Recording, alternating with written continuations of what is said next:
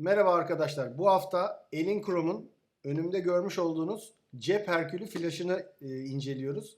Bu aralar Naim Süleymanoğlu'nun filmi Vizyon'da seyretmişsinizdir muhakkak. Bu da Elinchrome'un cep Herkülü bence. Çünkü çok kuvvetli bir flaş. Bakalım bu flaşın bize faydaları neler, teknik özellikleri neler? Başlıyoruz.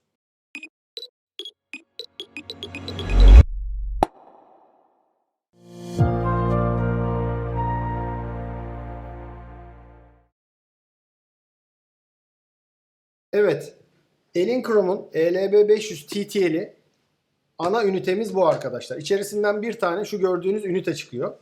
Bu ünitenin en önemli özelliği bilmeniz gereken asimetrik dağılım yapabilmesi kafalarının.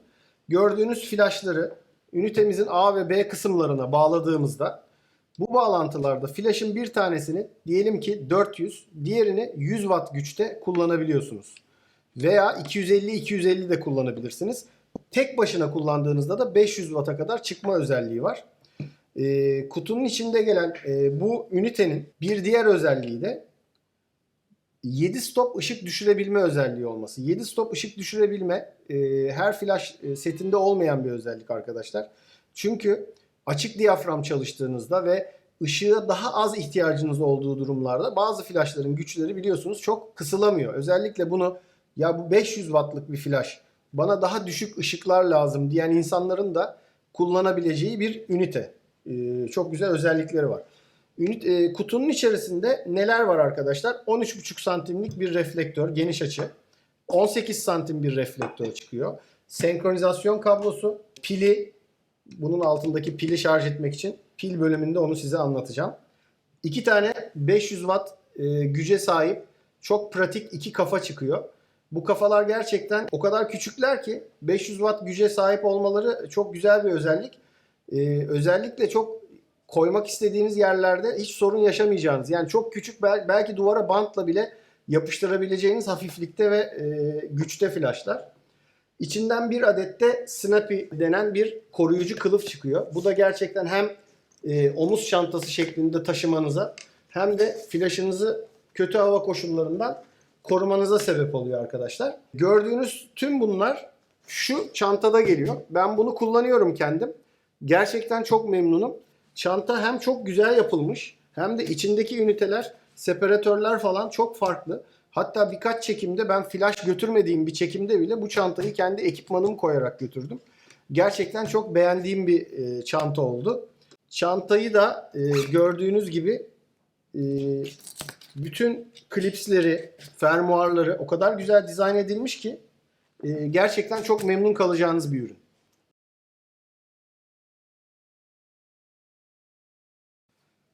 Peki neden ELB500 TTL? Ben fotoğrafçı olarak bu ürünü kullanmak istememin en önemli sebeplerinden bir tanesi arkadaşlar basit, hızlı ve güçlü olması. Bu benim için çok önemli bir kriter. Günümüzde işleri hızlı bitirmeniz gerekiyor çünkü.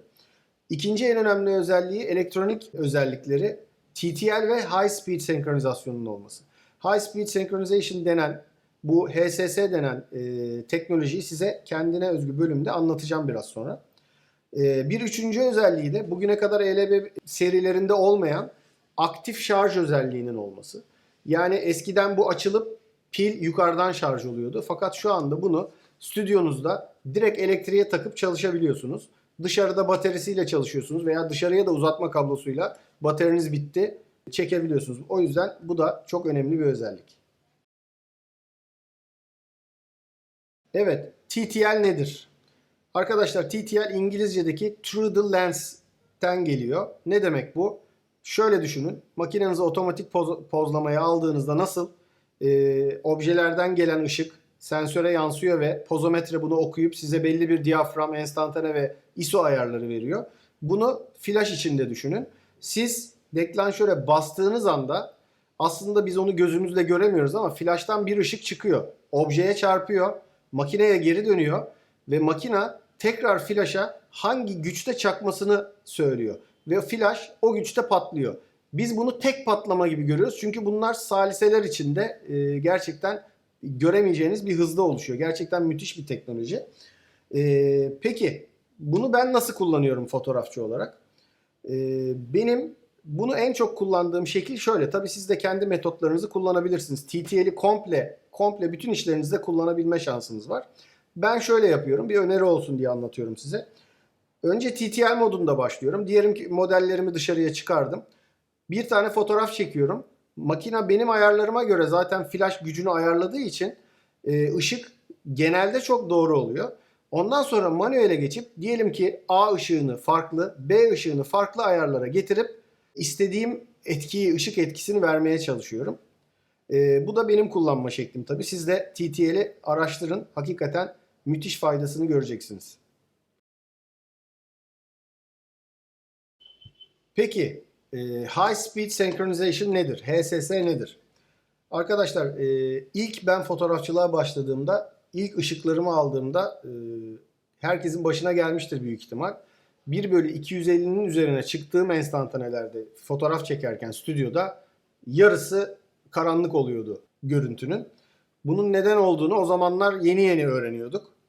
Dolayısıyla eski flaşlarda, özellikle günümüzde çoğu flaşta bu özellik gelmeye başladı.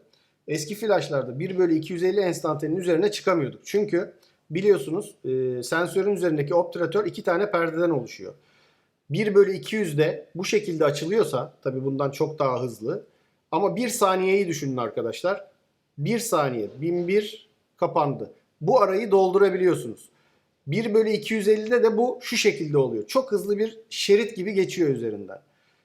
Bunun üzerine çıktığınızda flash sensörün üzerine yeteri kadar düşemiyordu. Fakat High Speed Synchronization özelliği sayesinde artık flashlar 1/1000'de, 1/2000'de, mesela benim kameram Nikon D850 1/8000'e kadar çıkıyor. 1/8000'de bile fotoğraf çekiyorsunuz. Peki bunu nasıl başarıyor? Burada yine bir teknoloji yatıyor bunun altında. Bu 1/8000'de şıp diye böyle çok hızlı geçen bir şerit var. Bunu nasıl aydınlatabiliyor? Bu tip flaşlarda saniyede yüzlerce kez flash patlatıyor arkadaşlar. Biz onu yine tek flash gibi görüyoruz. Fakat bu olaylar ışık hızında oluştuğu için o yüzlerce flash o 1/8000'de bile karenin içini doldurabiliyor. Peki neden kullanılıyor bu? Bunun en önemli özelliği, birincisi yüksek hızlarda konuyu dondurabilme. Yani bisikletle önünüzde veya kaykaylı bir çocuk atlayacak ve siz onu çekeceksiniz. High speed senkronizasyon burada en çok işinize yarayacak konulardan bir tanesi. Bir diğeri de güneşi bastırdığınız konular. Yani benim şu an örneklerde gördüğünüz fotoğrafı mesela 1/2500'de çektim. Bu fotoğrafı çekebilmek için High Speed Synchronization moduna ihtiyacım vardı. Bu olmasa bunu yapamazdım. Gördüğünüz fotoğrafta öğlen 3 civarlarındaydı ve havada güneş vardı. Fakat fotoğrafa baktığınızda sanki ortam bir stüdyo gibi. Stüdyo ışıklarının etkisini çoğaltıp azaltabiliyorsunuz. Çünkü enstantane biliyorsunuz ortam ışığını kontrol ediyor. Diyafram ise flash'ın gücünü. Flash'ın gücünü aynı tutarak ortam ışığını azaltıp çoğaltmanıza da yarıyor bu High Speed Synchronization. Bir önemli fayda alanı da çok açık diyaframlarda, modele, konuya çok yakın olduğunuz yerlerde, ortamda ışık fazlaysa yüksek enstantaneye çıkmanız gerekiyor. Dolayısıyla TTL ile birlikte tüm diyaframlarda, tüm enstantanelerde bu modu çok rahatlıkla kullanabiliyorsunuz. Fakat bu modun çalışabilmesi için de Elinchrome'un Sky portuna ihtiyacınız var arkadaşlar. Bunun da makinenin kafasında bu vericinin de takılı olması gerekiyor.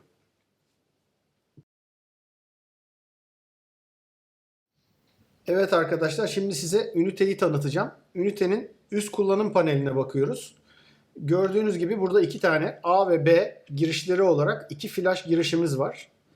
Flash girişlerinin onaylama düğmeleri, A'yı aktif etme, B'yi aktif etme, menü butonu, model ışığı, bir stop aralarla gücü yükseltme ve arttırma, flash test butonu, açma kapama ve bu da 1/10 aralıklarla flash'ın gücünü hassas ayar yapabileceğiniz ve menüde gezerken de üzerine tıklayarak onay yapacağımız butonlar. Yan tarafta da gördükleriniz bir tane USB girişi var. Bu USB girişi yazılım güncellemelerinizde kullanılacak. Burası da senkronizasyon kablosu, giriş yeri. Evet, ELB500'ün pilini inceleyelim biraz da. Pilinin özelliklerine bakalım. İlk önce pilin çıkartılmasından başlayalım arkadaşlar. Şurada gördüğünüz 2 tane butona bastığınızda çok rahat bir şekilde pili üniteden ayırıyorsunuz.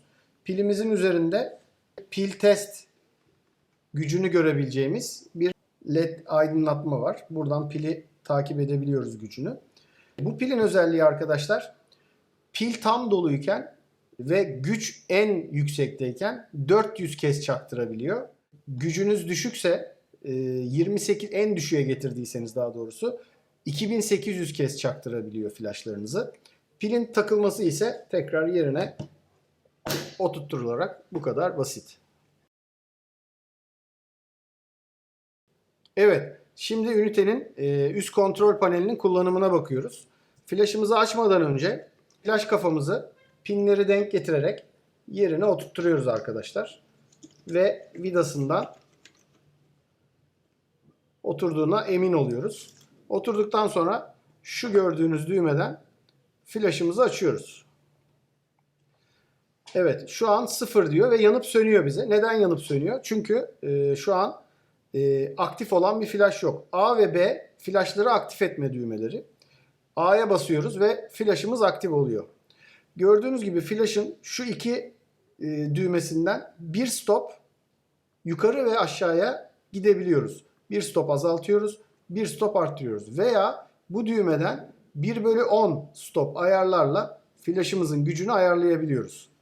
Gördüğünüz gibi şu an test ışık düğmesi yandı. Flaş şarj oldu, gücünü aldı ve bastığımızda da flaşımızdan test edebiliyoruz. Evet, ELB500 TTL'in flash kafalarının üzerinde 14 Watt gücünde 5500 Kelvin renk ısısında güçlü bir model ışığı var arkadaşlar. Model ışığı düğmesi LCD'nin hemen üzerinde sağdaki şu düğme. Bir kere bastığımızda aktive oluyor ve bir kere daha bastığımızda kapatabiliyoruz. Model ışığının aktive olduğunu LCD üzerindeki şu işaretten de anlayabiliriz. Evet, model düğmemize basılı tuttuğumuzda model ışığı menüsüne giriyoruz arkadaşlar.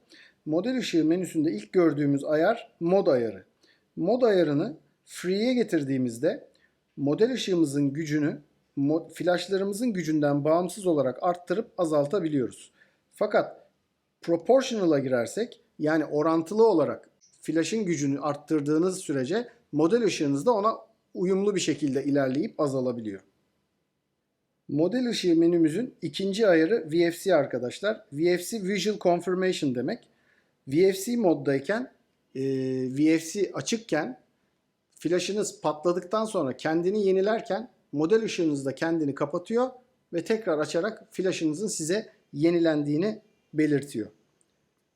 Diğer bir menüde timer modu. Timer modunda eğer off ise timer modunuz, düğmeye bastığınız sürece, yani model ışığı düğmesine bastığınız sürece flaşınız açık demek. Eğer timer'ı 10'a getirirseniz ve aşağıdaki saniye ayarlarından 1 saniye ile 1 dakika arasında istediğiniz ayarı yapabiliyorsunuz. Dolayısıyla burada belirlediğiniz ayar kadar model ışığınız açık kalıyor ve güç tasarrufu yapıyorsunuz. Alttaki exit menüsünden de tekrar ana menüye dönebiliyorsunuz. Evet, Elinchrome'un Q-Mount denen ELB500 TTL'in kafalarına uygun sınırlı sayıda aksesuarı var arkadaşlar. Bu aksesuarlar Elinchrome'un içerisinde biliyorsunuz 2 tane reflektörle geliyor. Eğer elinizde Elinchrome'un farklı aksesuarları varsa MK2 adaptörünü kullanmanız gerekiyor arkadaşlar. Bu MK2 adaptörü de kafaya aynı öbür Q-mount'lar gibi takabiliyorsunuz. Ve elinizde olan softbox olabilir, bunun gibi ışık şekillendiricileri olabilir. Bunların üzerine takıp gayet rahat bir şekilde tüm Elinchrome'un softbox'ları, ışık şekillendiricilerini bu adaptör sayesinde kullanabiliyorsunuz. Evet, Elinchrome Dual To Go Kit setinin incelemesini tamamladık. Umarım faydalanmışsınızdır. Aşağıdaki linklerden ulaşabilirsiniz. Kamer İthalat'ın satış sayfasında Elinchrome Dual To Go Kit gibi farklı konfigürasyonlar mevcut. Farklı kafa yapıları, farklı bütçelere uygun setler mevcut. Onlara da ulaşabilirsiniz. Eğer bu tip videoların devam etmesini istiyorsanız kanalımıza abone olmayı ve beğenmeyi unutmayın arkadaşlar. Görüşmek üzere.